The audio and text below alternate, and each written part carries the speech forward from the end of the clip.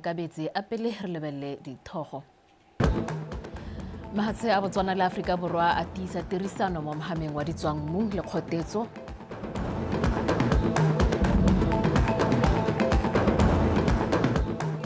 Lehatshe la Ethiopia le saena tumalano le khamphani ya Dangote go aga madirelo a menontsane.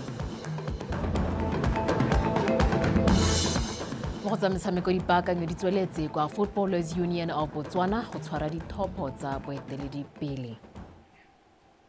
Tibala Botswana wetso Tshepiso Sekolo o go tolokela ka tsa puo ya diata. A pele re simolole tona ya kgotetso le merero ya leokwane wa Afrika Borwa Re Gwede Mantashe o mono Botswana go tshwara dipuisano le tona ya ditswangmmu le kgotetso me bogolo Kenewendo ka ditsela tsa mahatsho mabedi a ka ditsayang go tsosolosa mahama wa ditemane. Afrika Borwa le Botswana ke mangwe a mahatshe a digogang ko pele mo mohameng wa ditemane. Botswana o ntsha ditemane tse dintsi ka boleng go gaisa mahatshe otlhe. Mme hela jaaka Botswana Afrika Borwa le ene o amilwe ke kwelotase ya theko e ditemane ha sale ditemane tsa maitirelo di tsena mo mmarakeng. Morago ga dipuisano tseo tona Mantashe o na etela kwa lehelong le go thothiwang ditemane ko go lone la Diamond Trading Center le kopanetsweng ke Botswana le khamphani ya De Beers Group. I certainly do hope that we can start trading diamonds between and amongst each other, and that today jumpstarts that conversation of how exactly we can do that, because we want to sell diamonds. You want to buy diamonds, to sell them and build an industry, and we hope that we certainly can do that together. And just lastly, we have been relying heavily on South Africa to support us with oil and gas products. And over the years, we have seen the reduction of South Africa's exports to Botswana in oil and gas. We have since diversified where we get our oil and gas through Mozambique, as I was just informing you, and some through Namibia. But we are very keen to see what is the developments that are happening in the oil and gas industry in South Africa, and how we can continue to strengthen our relationships in those particular points. Botswana must do a lot of exploration, diversify. You can't have Botswana be a single commodity economy. Because when that commodity collapses, the economy collapses. I am convinced with geographical location of Botswana, you should be having platinum, you should be having chrome. I'm convinced about that. CGS and PGI must work together to discover more minerals in Botswana. You have them, okay. But it requires exploration. Mining is about exploration, then building mines, then metallurgy. Then from there you can add value. But if you miss that value chain, you are not going to succeed. If we can do those three things, we're home in time.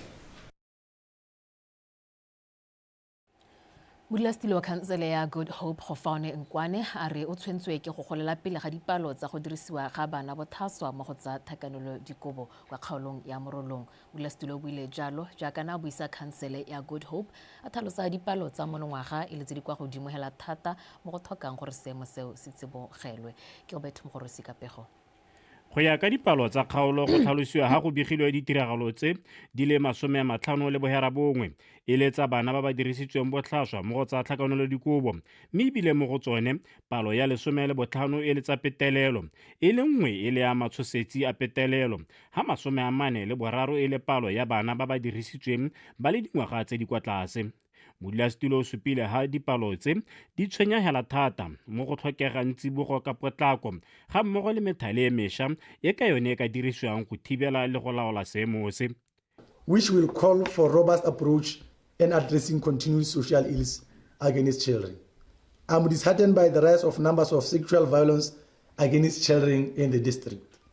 This quarter, under review, the Social and Community Development has registered 59 cases of sexual abuse against children. I request that as a district we stand and unite to fight gender-based violence. ntse e le mo puisong ya khansele modulasetilo o ne a tlhalosa ka ditlhabololo tse di dirwang le tse di tla dirwang mo kgaolong di akaretsa go dirwa ga tsela ya Mmathethe Brayveda e le tsela e bontsi bo dumelang ga e tla tsisa ditlhabololo tsa botlhokwa ga mmogo le go gokaganya kgaolo. At present, our development manager, ProServe Consulting Botswana, P2 Ltd, is lightly conducting surveying works as a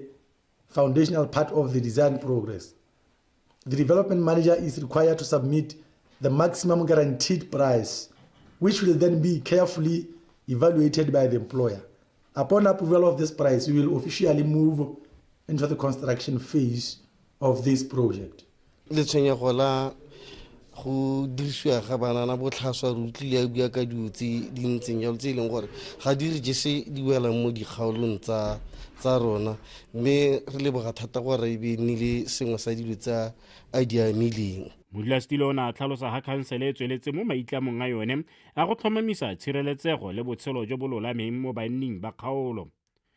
Gilbert Mogorosi, BTV News, Good Hope. Khansele ya Chobe ya re go simolola kgwedi ya Lwetse e thola gangwe monongwaga e ta gokotsa badiri ba lenaneo la ipelegeng mo kgaolong go tswa kwa go 1062 go boela kwa go 856. Palo e ne ya kwediwa ka kgwedi ya Sedimonthole ka ngwaga wa 2023 ha puso e sena go ntsha pego ya gore ngwaga o e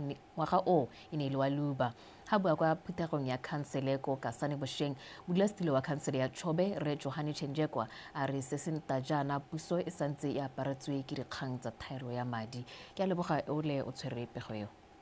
Re Chenjekwa a re mo nakong eno puso e kgonne go ba neela 75% ya madi a baneng ba hilwe go dirisiwa mo kotareng ya bobedi mo ngwageng ono wa madi go tsweng mo letoleng la Revenue Support Grant. A re seo se amile ditirelo dingwe tsa khansele, ka jalo khansele e le ka gotlhe gore mananeo a tshwana le la ipelegeng a se ka amiwa thata ke thaelo ya madi. For the 2025-2026 financial year, the Ipelegeng program in the Chobe district has maintained its total budget allocation of 11,146,957 pula. From this amount, 10,487,448 pula is allocated towards labor costs. 506,669 pula has been set aside for materials to support the technical project within the Chobe constituency, while 152,840 pula is set aside for procurement of personal protective clothing for the beneficiaries assigned to work in schools. It is important to note, however, that as at today and 5 months into the financial year,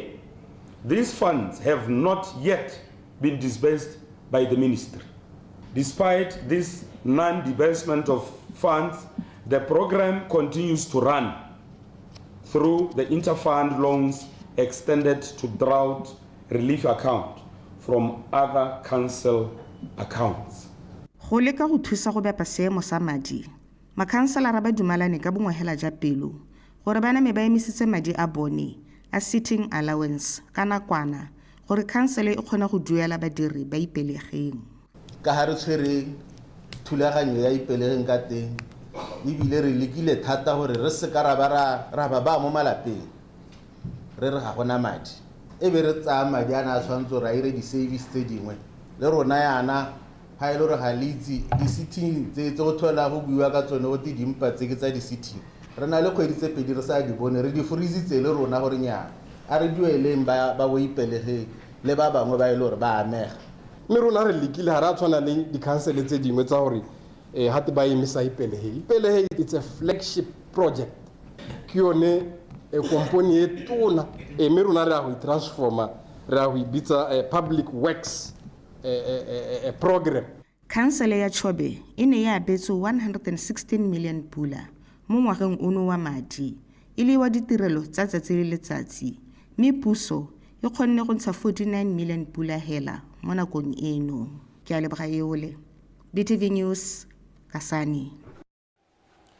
Bagwebi ba ba botana ba motse wa Masunga ba ngoregela lethoko le lehatshe le ba ka direlang dikgwebo tsa bone mo go lone segolo jang mo nakong eno e ba khansele ba gagamaditse melao ya go gweba ga mmogo le diteseletso tsa thekiso tse di thwathwa tse di go godimo se se tlhalositswe kwa putegong ya go tsaya megopolo e neng e buisiwa ke mo palamente wa kgaolo ya Tati West re Justin Hunyepa kwa motseng wa Masunga yo gateletseng botlhokwa jwa gore melao ya dikgwebo botana e baakangwe ka gore dikgwebo tse di na le mosola hela thata mo setšhabeng ke di bonye lekala ke ka pego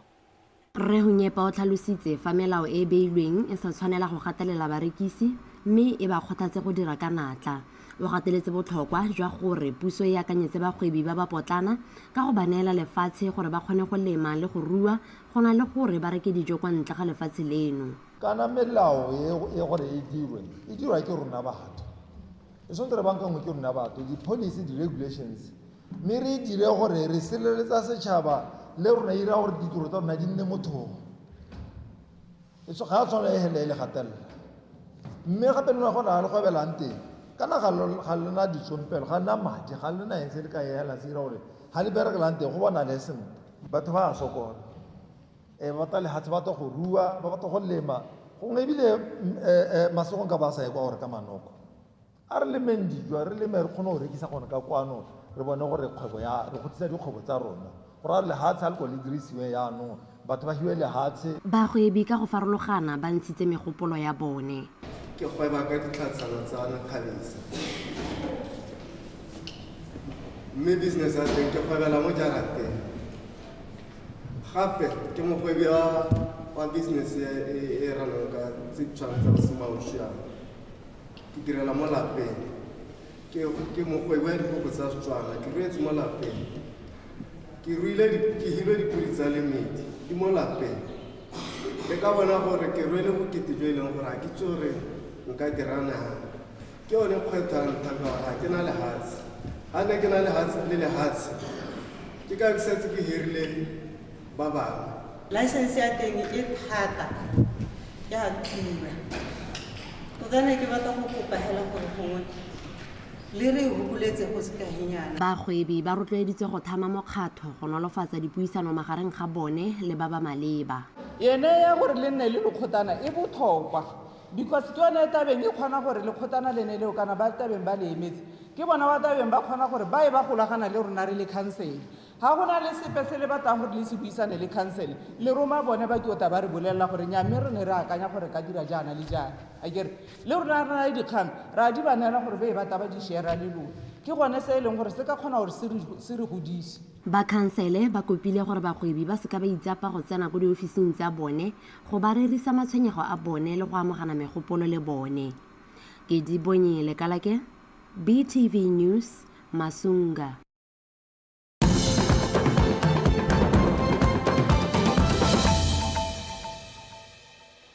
dikgang tsa rona di a tswelela mo palamente wa Francistown East yo ebileng e le tona wa papadi le tlhabololo kgwebo re Tireyone Ntsima a re jaaka puso e le mo thulaganyong ya go leka go tsosolosa itsholelo e dira gotlhe go leka go taka methale ya go phutha madi mo go ba ba maleba ba ba akaretsang ba dikgwebo le ba bangwe ga bua kwa putegong ya kgota kwa Francistown re Ntsima a re puso e hitisitse molao kwa palamenteng o tla itebaganyang le go phutha lekgetho mo bagwebing le duelwang ke babereki ba reka dithoto la value added tax a rutwe Terry Makgoeng mo nakong e fetileng puso e ntse e sena tsamaiso e tsepameng ya go phutha lekgetho la value added tax mme mo nakong eno e itsholelo e leng kwa tlase ebile puso e patelesega go taka methale e farologanyeng ya go leka go e tsosolosa e dira gothe mo e ka go kgonang go tlhaloswa fa e rile mo palamenteng e sa tswang go feta puso ya fetisa molao wa go phutha madi a lekgetho le mo bagwebing sengwe se go dumelwang se ka thusa go tsenya letseno mo letoleng la puso value added tax le yone hela e le go baakanyetsa bogolo thata ka gore go ntse go sena melawana e regulatang gore tax e ka kgoletiwa ya government a teka methale ya gore value added tax e ka kgoletiwa jang ko madirelong go raya gore tebe le go introduce sile jalo mo dishopong go raya gore o tla bo patelesega gore gongwe le mo ko o rekang teng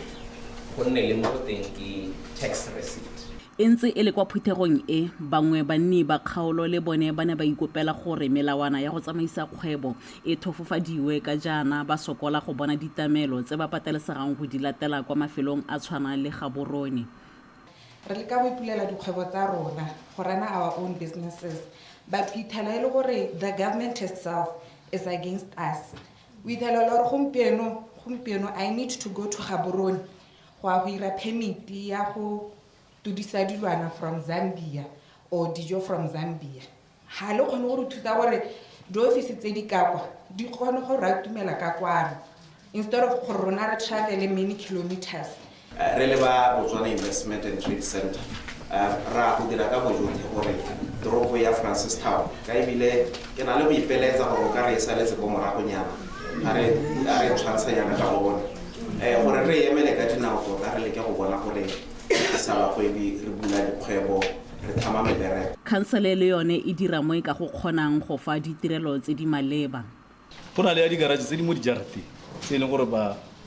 ipuletse dikgwebo mo dijarateng kana tota gone hela e tshwantse gore ba ga rona ba nnetang ba baelo ba emela ka dinao ke tsa gore re utule re ta go bua ntse re ipaakanya re bota go bona gore a mme molao one wa di. Khansele e kopilwe go bereka le ba komiti ya dithabololo tsa motse ka jaana e le bone ba itseng matshwenyego a banni botoka sengwe se go dumelwang se ka thusa go fefosa ditirelo le dithabololo. Terry Makgoeng, BTV News, Francistown. Mopalamente wa kgaolo ya Good Hope Matete ebile gape e le motshwarela tona wa tsa lehatshe le temothuo Dr. Edwin Dikoloti o rotloeditse banni ba motse wa Lorwana go boela ko marakanelong a ditsela go lemoga botlhokwa jwa gore lelapa lengwe le lengwe le nne le dikgomo le dihutshane selo se neng le sone konokono mo nakong tsa maloba. Dr. Dikoloti a re go dira jalo go ka tsosolosa hama wa thuo monogae le go thomamisa ga go nna le sabe mo go hetheng itsholelo. Gilbert Mogorosi kapego. Dr. Dikoloti o rotloeditse banni ba motse o go ikita ka thupana go tsena mo mohameng wa temothuo ka mashetla ka ele one o tshwereng bokamoso jaaka o itshupile go tswa golowe. Minera o tsamaya wa sekolong no go sena jarata ka kono e sena le saka go lebaka Batswana ka go itlhoka ga bone ba kgona go sala kgomwana ya le mosie gore e ka story ha o ntshitse ha ntse ba e bela teng o no re go ikwela kae me go lo mo se mola go tsetsa mo akanya wa gore a gore go tla masaka kwa nteng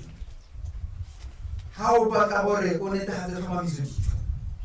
go jo bongwe yo bo tsereng thata mo kgaolo ke go senyedwa batho mo go tswane gala ya motlakase ga re itse gore go dirwa ke mang bogodu jo tona mme ga le mapodisa mara le ka la ha tlhaela mme le se se tla re nametsang ke go bona gore ka ka go ke ra e bona gongwane ba tla bona gore yaanong go tlhaile. E re le go ntse jalo banni ba ne ba supa ha ba lela ka borukutli jo bo diragalang mo motseng segolo jang bogodu jwa megala ya metlakase e ba tlhalosang ha e kukediwa ke go runya ga madirelo le bagwebi ba ditshipi. Ditshipi tse re di rekisang mongane di kgagangwe le khopa ga re robane ga o tsa go tsaya megala kwa ba etseng mo teng ka moso ga eo a so ministeri kopa di kgaga ga re ga le matlakala a tshipi a eme go sekolo go bjonana a nase a khopa e tswa magotsengana a ka bona khopa e tswa mo teng mongane borukutlo jo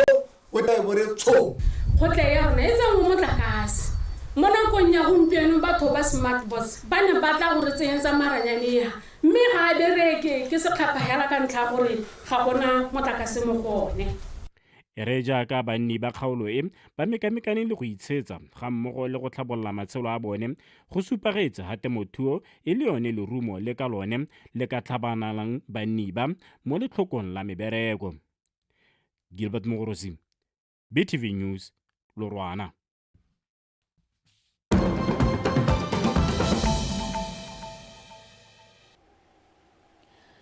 Mo dikganyeng tsa mahatsase le lehatshe la Ethiopia le tsene le mo tumalanong le khamphani ya Dangote Group go aga maharathata a menontsane kwa kgaolong ya Kode kwa Ethiopia. Maharathata a sologetse go ka ntsha menontsane ya bokete jwa 3 million metric tons ka ngwaga e le bonthabongwe jwa maiteko a mogolwane wa khamphani eo go hokotsa gore Afrika a ikaege thata ka go reka menontsane le tse dingwe tsa temothuo kwa ntle ga Afrika.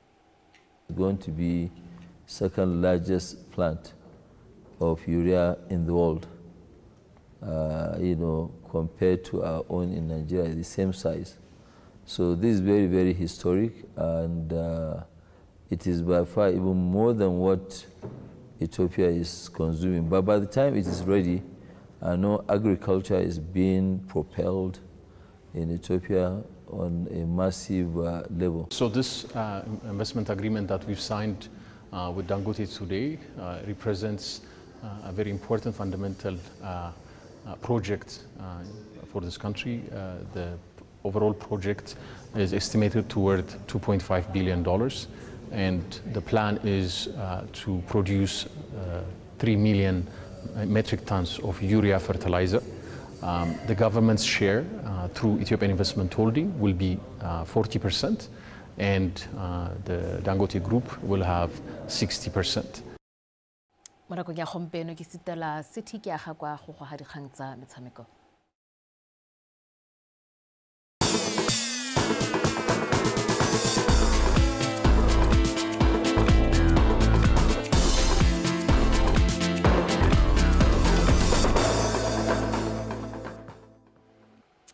Motsrawetse monwana o le nose ga o rone nta yo sa tswa go heta ke kgaitsedi ya ke o tshidile on ka betse yona gona le kgang tsa rena tsa Setswana tsa nako eno na ke bidiwela go City ke aga kwa me ke go tsholetsetsa metshameko tse tsone di reng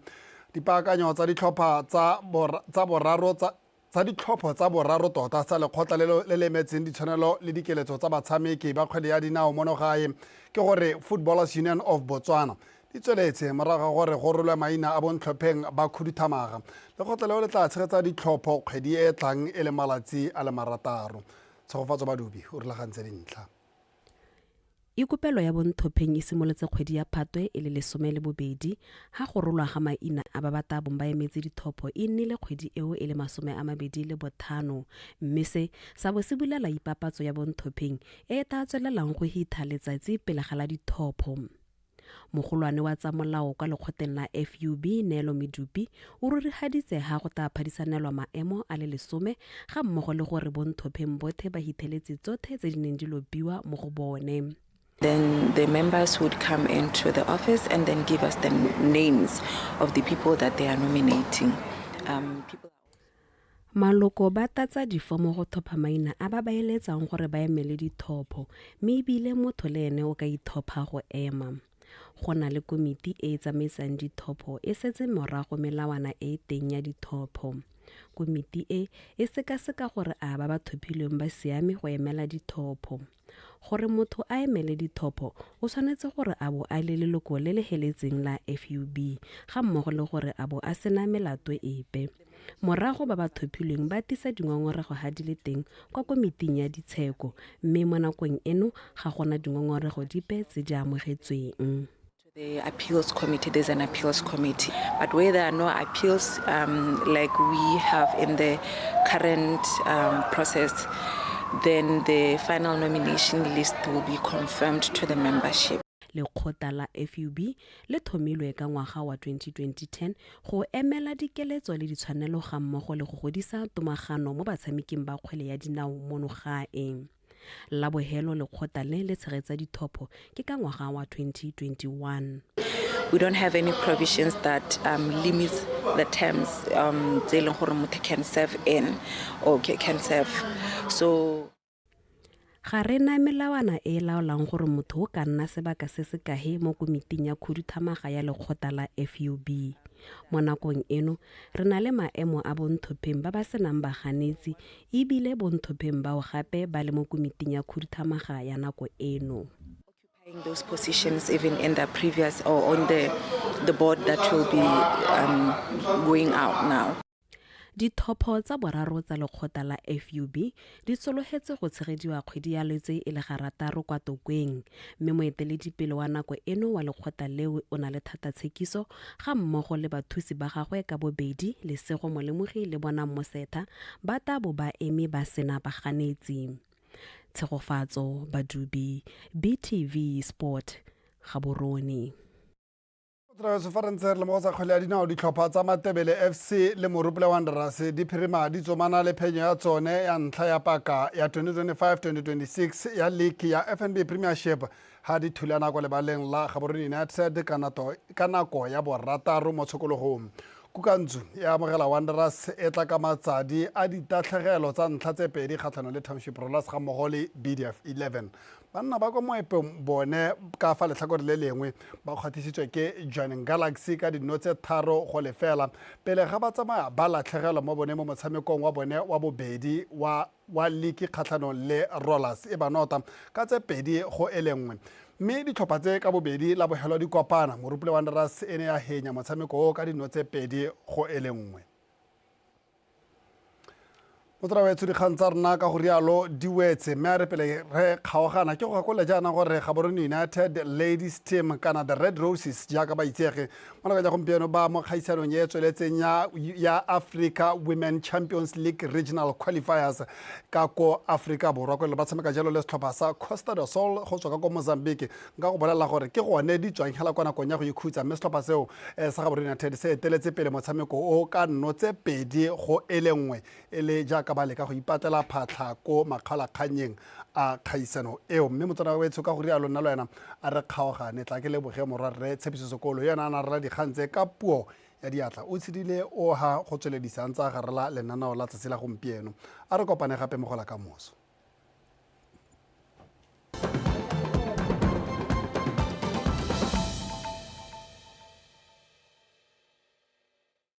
Bagaetso, hurt people will hurt other people. So let's break the cycle of violence. Seek help, even if you are abused. Many